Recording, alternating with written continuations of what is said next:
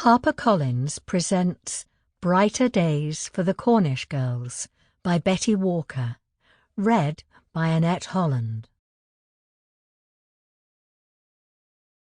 Dedicated with grateful admiration to the real-life Cornish girls, those 1940s women, young and old, whose courage and resilience inspired these stories. Chapter 1. September 1946, Porthcurno, South Cornwall. Sheila was working up a sweat in the warm sunshine, vigorously cleaning the windows of her shop, when the bus from Penzance lumbered into view and stopped just opposite. A young woman jumped down and stood blinking about herself at the tiny Cornish village of Porthcurno, as the bus trundled on noisily without her, soon disappearing up the other side of the valley. Dropping the dirty washcloth back into her bucket of suds, Sheila looked this stranger up and down, and then grinned. She couldn't recall seeing someone from the Caribbean since she'd left Dagenham, where some of her regulars at the cafe had come from big, lively Jamaican families. As the young woman turned towards her, Sheila gave her a friendly nod. "Hello, miss. You here on your holidays? Bit late in the season for dipping your toes, but the beach is that way."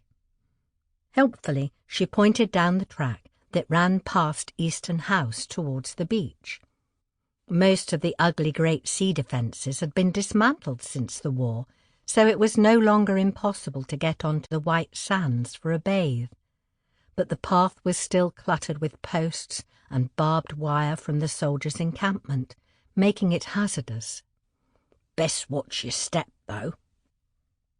The young woman wore her shoulder-length hair tied back tightly, a huge smile dominating her striking face.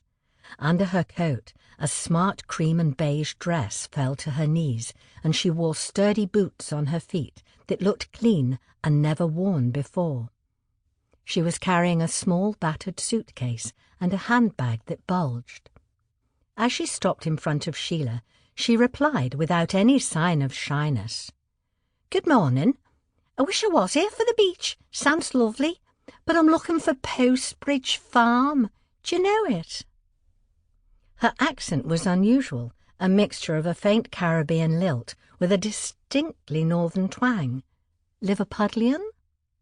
"Do I know it? I live there, love." Sheila studied her closely and then laughed in surprise. "Gord, I know who you are. You'll be the new girl they've sent from the Women's Land Army to replace Joan." "That's right." The young woman put down her case. "Are you Mrs. Postbridge, then?" "No, she's my daughter. The farmer, Joe Postbridge, is my son-in-law. But what's your name?" The young woman smiled, putting out a hand. "Grace Morgan." "Grace? What a lovely name. Welcome to Porthcurno, Miss Morgan."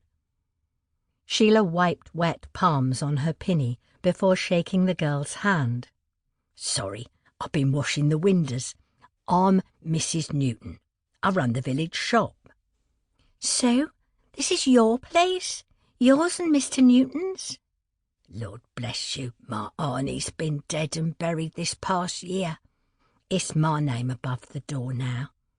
Sheila nodded to the sign above the village shop, which read, Mrs. S. Newton, Proprietor. "Though you're right, this was his shop.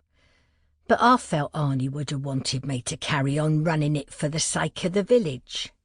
She grinned. "So, here I am, doling out veg and Cornish pasties to all comers, plus a pinch of baccy for those partial to it." "Well, I'm glad Porthcurno has a little shop."